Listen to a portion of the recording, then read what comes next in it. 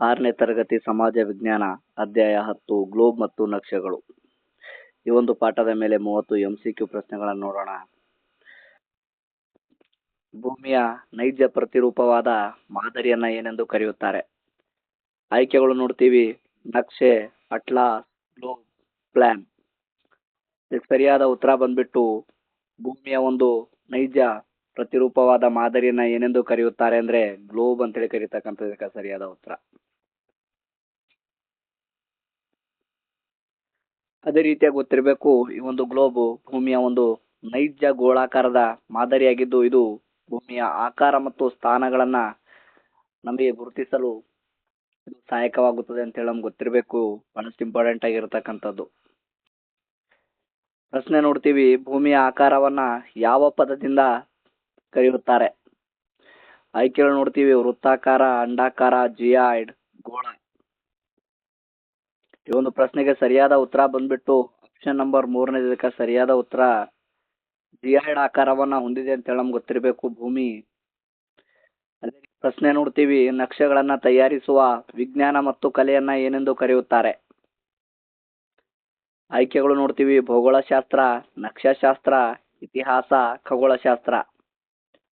ಇಲ್ಲಿ ಪ್ರಶ್ನೆಯನ್ನ ಕೇಳಿರ್ತಕ್ಕಂಥದ್ದು ನಕ್ಷೆಗಳನ್ನ ತಯಾರಿಸುವ ವಿಜ್ಞಾನ ಕಲೆಯನ್ನ ಏನೆಂದು ಕರೆಯುತ್ತಾರೆ ಅಂತಕ್ಕಂಥದ್ದು. ಹಾಗಾಗಿ ಒಂದು ಪ್ರಶ್ನೆಗೆ ಸರಿಯಾದ ಉತ್ತರ ಬಂದ್ಬಿಟ್ಟು ಆಪ್ಷನ್ ನಂಬರ್ 2ನೇದು ನಕ್ಷಾಶಾಸ್ತ್ರ ಅಂತ ಹೇಳಿ ಕರೀತಕ್ಕಂಥದ್ದು ಇದಕ್ಕೆ ಸರಿಯಾದ ಉತ್ತರ. ಅದೇ ರೀತಿಯಾಗಿ ಬಹಳಷ್ಟು ಇಂಪಾರ್ಟೆಂಟ್ ಆಗಿರ್ತಕ್ಕಂಥ ಪ್ರಶ್ನೆ: ವಿವಿಧ ನಕ್ಷೆಗಳ ಸಂಗ್ರಹವಿರುವ ಪುಸ್ತಕವನ್ನ ಏನೆಂದು ಕರೆಯುತ್ತಾರೆ? ಪ್ರಶ್ನೆ ಬಹಳಷ್ಟು ಇಂಪಾರ್ಟೆಂಟ್ ಆಗಿರ್ತಕ್ಕಂಥದ್ದು ವಿವಿಧ ನಕ್ಷೆಗಳ ಸಂಗ್ರಹವಿರುವ ಪುಸ್ತಕವನ್ನ ಏನೆಂದು ಕರೆಯುತ್ತಾರೆ? ಆಯ್ಕೆಗಳು ನೋಡ್ತೀವಿ: ನಿಘಂಟು, ಅಟ್ಲಾಸ್, ವಿಶ್ವಕೋಶ, ನಕ್ಷೆ ಪುಸ್ತಕ. ಇದಕ್ಕೆ ಸರಿಯಾದ ಉತ್ತರ ಬಂದ್ಬಿಟ್ಟು ಆಪ್ಷನ್ ನಂಬರ್ ಬಿ ಇದಕ್ಕೆ ಸರಿಯಾದ ಉತ್ತರ ವಿವಿಧ ನಕ್ಷೆಗಳ ಸಂಗ್ರಹವಿರ್ತಕ್ಕಂಥ ಪುಸ್ತಕವನ್ನ ಅಟ್ಲಾಸ್ ಅಂತೇಳಿ ಕರೀತಕ್ಕಂಥದ್ದು ಇದಕ್ಕೆ ಸರಿಯಾದ ಉತ್ತರ ಆಪ್ಷನ್ ನಂಬರ್ 2ನೇದು. ಪ್ರಶ್ನೆ ನೋಡ್ತೀವಿ: ವೈಯಕ್ತಿಕ ಆಸ್ತಿ ಮತ್ತು ಜಮೀನಿನ ವಿವರಗಳು ನೀಡುವ ನಕ್ಷೆಗಳು ಯಾವುವು ಅಂತಕ್ಕಂಥದ್ದು ಇಲ್ಲಿ ಪ್ರಶ್ನೆ. ಆಯ್ಕೆಗಳು ನೋಡ್ತೀವಿ: ಕಂದಾಯ ನಕ್ಷೆಗಳು, ರಾಜಕೀಯ ನಕ್ಷೆಗಳು, ಪ್ರಾಕೃತಿಕ ನಕ್ಷೆಗಳು, ಹಂಚಿಕೆ ನಕ್ಷೆಗಳು. ಇದಕ್ಕೆ ಸರಿಯಾದ ಉತ್ತರ ಬಂದ್ಬಿಟ್ಟು ಆಪ್ಷನ್ ನಂಬರ್ 1ನೇದಕ್ಕೆ ಸರಿಯಾದ ಉತ್ತರ ಕಂದಾಯ ನಕ್ಷೆಗಳು ಅಂತಕ್ಕಂಥದ್ದು. ಹಾಗಾದ್ರೆ ಈ ಒಂದು ಕಂದಾಯ ನಕ್ಷೆಗಳು ಏನನ್ನ ಹೊಂದಿರ್ತವೆ ಅಂತ ಹೇಳಿ ನಮ್ಗೆ ಗೊತ್ತಿರಬೇಕು. ಒಂದು ಕಂದಾಯ ನಕ್ಷೆಗಳು ಜಮೀನಿನ ಗಡಿ ಮತ್ತು ಮಾಲೀಕತ್ವದ ವಿವರಗಳನ್ನ ಹೊಂದಿರುತ್ತವೆ ಅಂತ ಹೇಳಿ ನಮ್ಗೆ ಗೊತ್ತಿರಬೇಕು. ನಕ್ಷೆಯಲ್ಲಿನ ದೂರ ಮತ್ತು ಭೂಮಿಯ ಮೇಲಿನ ನೈಜ ದೂರದ ಅನುಪಾತವನ್ನ ಏನೆಂದು ಕರೆಯುತ್ತಾರೆ ಅಂತಕ್ಕಂಥದ್ದು ಇಲ್ಲಿ ಪ್ರಶ್ನೆ. ಆಯ್ಕೆಗಳು ನೋಡ್ತೀವಿ: ದಿಕ್ಕು, ಸಂಕೇತ, ಮಾಪಕ, ಅಕ್ಷಾಂಶ. ಸರಿಯಾದ ಉತ್ತರ ಬಂದ್ಬಿಟ್ಟು ನಕ್ಷೆಯಲ್ಲಿರ್ತಕ್ಕಂತಹ ದೂರ ಮತ್ತು ಭೂಮಿಯ ಮೇಲಿನ ನೈಜ ದೂರವನ್ನ ಏನೆಂದು ಕರೆಯುತ್ತಾರೆ ಅಂದ್ರೆ ಮಾಪಕ ಅಂತೇಳಿ ಕರೀತಕ್ಕಂಥದ್ದು ಇದಕ್ಕೆ ಸರಿಯಾದ ಉತ್ತರ ಆಪ್ಷನ್ ನಂಬರ್ 3ನೇದು. ಇದು ಕೂಡ ಬಹಳಷ್ಟು ಇಂಪಾರ್ಟೆಂಟ್ ಆಗಿರ್ತಕ್ಕಂತಹ ಪ್ರಶ್ನೆ. ನಕ್ಷೆಯಲ್ಲಿ ಬಾಣದ ಗುರುತು ಸಾಮಾನ್ಯವಾಗಿ ಯಾವ ದಿಕ್ಕನ್ನ ಸೂಚಿಸುತ್ತದೆ ಅಂತಕ್ಕಂಥದ್ದು. ನಕ್ಷೆಯಲ್ಲಿರ್ತಕ್ಕಂತಹ ಬಾಣದ ಗುರುತು ಯಾವ ದಿಕ್ಕನ್ನ ಸೂಚಿಸುತ್ತದೆ ಅಂತ ಹೇಳಿ ನಮ್ಗೆ ಗೊತ್ತಿರಬೇಕು. ಆಯ್ಕೆಗಳು ನೋಡ್ತೀವಿ: ಉತ್ತರ, ದಕ್ಷಿಣ, ಪೂರ್ವ, ಪಶ್ಚಿಮ. ಇದಕ್ಕೆ ಸರಿಯಾದ ಉತ್ತರ ಬಂದ್ಬಿಟ್ಟು ಆಪ್ಷನ್ ನಂಬರ್ 1ನೇದಕ್ಕೆ ಸರಿಯಾದ ಉತ್ತರ ಇದು ಉತ್ತರದ ದಿಕ್ಕನ್ನ ಸೂಚಿಸುತ್ತದೆ ಅಂತ ಹೇಳಿ ನಮ್ಗೆ ಗೊತ್ತಿರಬೇಕು ನಕ್ಷೆಯಲ್ಲಿರ್ತಕ್ಕಂತಹ ಬಾಣದ ಗುರುತು. ಪ್ರಶ್ನೆ ನೋಡ್ತೀವಿ: ನಕ್ಷೆಯಲ್ಲಿ ಬಹಳಷ್ಟು ಇಂಪಾರ್ಟೆಂಟ್ ಆಗಿರ್ತಕ್ಕಂಥದ್ದು ನಕ್ಷೆಯಲ್ಲಿ ಜಲರಾಶಿಗಳನ್ನ ಯಾವ ಬಣ್ಣದಿಂದ ತೋರಿಸುತ್ತಾರೆ? ನಕ್ಷೆಯಲ್ಲಿ ಸಮುದ್ರದ ಭಾಗವನ್ನ ಯಾವ ಒಂದು ಬಣ್ಣದಿಂದ ಸೂಚಿಸುತ್ತಾರೆ ಅಂತಕ್ಕಂಥದ್ದು ಇಲ್ಲಿ ಪ್ರಶ್ನೆ. ಆಯ್ಕೆಗಳು ನೋಡ್ತೀವಿ: ಹಸಿರು, ನೀಲಿಯಿಂದ, ಹಳದಿಯಿಂದ, ಕದ್ದು ಬಣ್ಣದಿಂದ. ಇದಕ್ಕೆ ಸರಿಯಾದ ಉತ್ತರ ಬಂದ್ಬಿಟ್ಟು ನಕ್ಷೆಯಲ್ಲಿ ನಾವು ಜಲರಾಶಿ ಇರ್ತಕ್ಕಂಥದನ್ನ ಯಾವ ಬಣ್ಣದಿಂದ ಸೂಚಿಸುತ್ತಾರೆ ಅಂದ್ರೆ ನೀಲಿ ಬಣ್ಣದಿಂದ ಸೂಚಿಸ್ತಕ್ಕಂಥ ನೋಡ್ತೀವಿ. ಹಾಗಾಗಿ ಇದಕ್ಕೆ ಸರಿಯಾದ ಉತ್ತರ ಆಪ್ಷನ್ ನಂಬರ್ 2ನೇದು. ಅಂದ್ರೆ ಗೊತ್ತಿರಬೇಕು, ಸಾಗರ ಆಗಿರ್ಬೋದು, ನದಿ ಆಗಿರ್ಬೋದು, ಸರೋವರ ಆಗಿರ್ಬೋದು, ಇವತ್ತು ಜಲಭಾಗಗಳನ್ನ ಯಾವ ಬಣ್ಣದಿಂದ ಸೂಚಿಸ್ತಾರೆ ಅಂದ್ರೆ ನೀಲಿ ಬಣ್ಣದಿಂದ ಸೂಚಿಸ್ತಾರೆ ಅಂತ ಹೇಳಿ ನಮ್ಗೆ ಗೊತ್ತಿರಬೇಕು ನಕ್ಷೆಯಲ್ಲಿ. ಅದೇ ರೀತಿಯಾಗಿ ಇನ್ನೊಂದು ಬಹಳಷ್ಟು ಇಂಪಾರ್ಟೆಂಟ್ ಆಗಿರ್ತಕ್ಕಂಥ ಪ್ರಶ್ನೆ: ಮೈದಾನ ಪ್ರದೇಶವನ್ನ ಯಾವ ಬಣ್ಣದಿಂದ ತೋರಿಸುತ್ತಾರೆ? ಆಯ್ಕೆಗಳು ನೋಡ್ತೀವಿ: ಹಸಿರು, ಕೆಂಪು, ಕಪ್ಪು, ಬಿಳಿ. ಸರಿಯಾದ ಉತ್ತರ ಬಂದ್ಬಿಟ್ಟು ಒಂದು ಹಸಿರು ಬಣ್ಣದಿಂದ ತೋರಿಸ್ತಕ್ಕಂಥದ್ದು ನೋಡ್ತೀವಿ ಮೈದಾನ ಪ್ರದೇಶವನ್ನ ಬಹಳಷ್ಟು ಇಂಪಾರ್ಟೆಂಟ್ ಆಗಿರ್ತಕ್ಕಂಥದ್ದು. ಹಾಗಾಗಿ ಸರಿಯಾದ ಉತ್ತರ ಆಪ್ಷನ್ ನಂಬರ್ ಒಂದನೆಯದು. ಅದೇ ರೀತಿಯಾಗಿ ಗೊತ್ತಿರಬೇಕು, ಒಂದು ಹಸಿರು ಬಹಳಷ್ಟು ಇಂಪಾರ್ಟೆಂಟ್ ಆಗಿರ್ತಕ್ಕಂಥದ್ದು.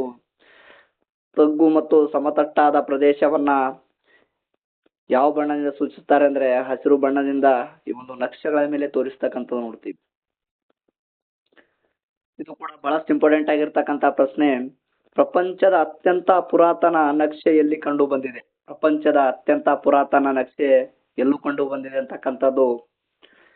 ಆಯ್ಕೆಗಳು ನೋಡ್ತೀವಿ, ಭಾರತದಲ್ಲಿಯೋ, ಬ್ಯಾಬಿಲೋನಿಯಾದಲ್ಲಿ, ಈಜಿಪ್ಟ್ ನಲ್ಲಿಯೋ ಅಥವಾ ಗ್ರೀಸ್ ನಲ್ಲಿ ಅಂತಕ್ಕಂಥದ್ದು.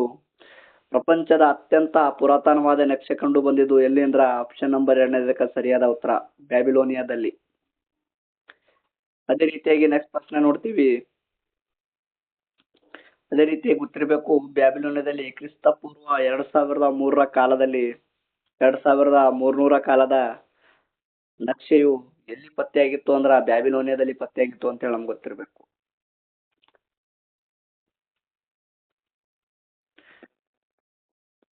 ಅದೇ ರೀತಿಯಾಗಿ ಪ್ರಶ್ನೆ ನೋಡ್ತೀವಿ, ಈಗಾಗಲೇ ನೋಡಿದೇವಿ ಅಟ್ಲಾಸ್ ಅಂದ್ರೆ ಏನು ಅಂತ ಹೇಳಿ. ನಕ್ಷೆಗಳನ್ನ ಹೊಂದಿರತಕ್ಕಂತ ಪುಸ್ತಕವನ್ನ ಅಟ್ಲಾಸ್ ಅಂತೇಳಿ ಕರೀತಾರ ಅಂತ ಹೇಳಿ ನಾವು ನೋಡಿದೆವು. ಹಾಗಾದ್ರ ಈ ಒಂದು ಅಟ್ಲಾಸ್ ಅನ್ನ ಸಿದ್ಧಪಡಿಸಿದವರು ಯಾರು ಅಂತಕ್ಕಂಥ ಇಲ್ಲಿ ಪ್ರಶ್ನೆ. ಆಯ್ಕೆಗಳು ನೋಡ್ತೀವಿ, ಅರಿಸ್ಟಾಟಲ್, ಕಾಲ್ಡಿಯಸ್ ಟಾಲೆಮಿ, ಹೆರೋಡೋಟಸ್, ಕೊಲಂಬಸ್. ಇದಕ್ಕೆ ಸರಿಯಾದ ಉತ್ತರ ಆಪ್ಷನ್ ನಂಬರ್ 2 ಕಾಲ್ಡಿಯಸ್ ಟಾಲೆಮಿ ಅಂತಕ್ಕಂಥವ್ರು ಇವರು ಅಟ್ಲಾಸ್ ಅನ್ನ ಸಿದ್ಧಪಡಿಸಿದ್ರು ಅಂತ ಹೇಳಿ ನಮ್ಗೆ ಗೊತ್ತಿರಬೇಕು. ದಿಕ್ಸೂಚಿಯ ಕಾಂತಿಯ ಮುಳ್ಳು ಯಾವ ದಿಕ್ಕನ್ನ ತೋರಿಸುತ್ತದೆ ಅಂತಕ್ಕಂಥ ಇಲ್ಲಿ ಪ್ರಶ್ನೆ. ದಿಕ್ಸೂಚಿಯ ಕಾಂತಿಯ ಮುಳ್ಳು ಯಾವ ದಿಕ್ಕನ್ನ ತೋರಿಸುತ್ತದೆ? ಆಯ್ಕೆಗಳು ನೋಡ್ತೀವಿ, ಪೂರ್ವ, ಪಶ್ಚಿಮ, ಉತ್ತರ, ದಕ್ಷಿಣ. ಇದಕ್ಕೆ ಸರಿಯಾದ ಉತ್ತರ ಬಂದ್ಬಿಟ್ಟು ಉತ್ತರ ದಿಕ್ಕು. ಈಗಾಗಲೇ ನಾವು ಹಿಂದಿನ ಪ್ರಶ್ನೆಯಲ್ಲಿ ನೋಡಿದೆವು, ನಕ್ಷೆಗಳಲ್ಲಿರ್ತಕ್ಕಂತಹ ಬಾಣದ ಗುರುತು ಯಾವ ದಿಕ್ಕನ್ನ ಸೂಚಿಸುತ್ತದೆ ಅಂದ್ರೆ ಉತ್ತರ ದಿಕ್ಕು. ಅದೇ ರೀತಿಯಾಗಿ ಕಾಂತಿಯ ಮುಳ್ಳು ಕೂಡ ಇದು ಕೂಡ ಏನಂದ್ರೆ ಉತ್ತರ ದಿಕ್ಕನ್ನ ಸೂಚಿಸುತ್ತದೆ ಅಂತ ಹೇಳಿ ನಮ್ಗೆ ಗೊತ್ತಿರಬೇಕು. ಪ್ರಸ್ಥಭೂಮಿಗಳನ್ನ ಯಾವ ಬಣ್ಣದಿಂದ ತೋರಿಸುತ್ತಾರೆ ಅಂತಕ್ಕಂಥ ಇಲ್ಲಿ ಪ್ರಶ್ನೆ. ನಕ್ಷೆಯ ಮೇಲೆ ಆಯ್ಕೆಗಳು ನೋಡ್ತೀವಿ, ಹಸಿರು, ಹಳದಿ, ನೀಲಿ, ಬಿಳಿ. ಈಗಾಗಲೇ ನಾವು ನೋಡ್ತೀವಿ, ಹಸಿರು ಬಣ್ಣವನ್ನ ಮೈದಾನವನ್ನ ಗುರುತಿಸಲು ಸೂಚಿಸ್ತಕ್ಕಂಥ ನೋಡ್ತೀವಿ. ಅದೇ ರೀತಿಯಾಗಿ ನೀಲಿ ಬಣ್ಣವನ್ನ ಸಮುದ್ರ ಅಥವಾ ನೀರು ಇರ್ತಕ್ಕಂಥದ್ದು ಸೂಚಿಸಲು ಈ ಒಂದು ಬಣ್ಣವನ್ನ ಸೂಚಿಸ್ತಕ್ಕಂಥ ನೋಡ್ತೀವಿ. ಹಾಗಾದ್ರ ಪ್ರಸ್ಥಭೂಮಿಯನ್ನ ಸೂಚಿಸಲು ಬಳಸ್ತಕ್ಕಂಥದ್ದು ಯಾವುದು ಅಂದ್ರ ಹಳದಿ ಬಣ್ಣ. ಇದಕ್ಕೆ ಸರಿಯಾದ ಉತ್ತರ ಆಪ್ಷನ್ ನಂಬರ್ 2.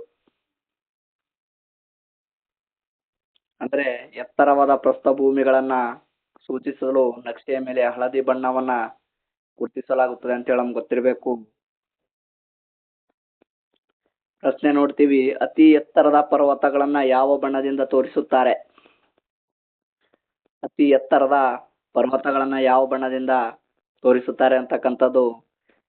ಈಗಾಗಲೇ ನಾವು ನೋಡಿದೆವು, ಹಸಿರು ಬಣ್ಣ ಯಾವುದರಿಂದ ಸೂಚಿಸ್ತಾರೆ ಅಂತ ಹೇಳಿ. ಹಸಿರು ಮೈದಾನಗಳನ್ನ ಸೂಚಿಸಲು ಸೂಚಿಸ್ತಕ್ಕಂಥ ನೋಡ್ತೀವಿ. ನೀಲಿ ಸಮುದ್ರ ಭಾಗವನ್ನ. ಹಾಗಾದ್ರ ಸರಿಯಾದ ಉತ್ತರ ಆಪ್ಷನ್ ನಂಬರ್ 1 ಕಡು ಕದ್ದು ಬಣ್ಣವನ್ನ ಏನಂದ್ರ ಅತಿ ಎತ್ತರದ ಪರ್ವತಗಳನ್ನ ನಕ್ಷೆಗಳಲ್ಲಿ ತೋರಿಸಲು ಈ ಒಂದು ಬಣ್ಣವನ್ನ ಸೂಚಿಸ್ತಾರೆ ಅಂತ ಹೇಳಿ ನಮ್ಗೆ ಗೊತ್ತಿರಬೇಕು. ಹಿಮದಿಂದ ಆವೃತವಾದ ಪ್ರದೇಶಗಳನ್ನ ಯಾವ ಬಣ್ಣದಿಂದ ತೋರಿಸುತ್ತಾರೆ?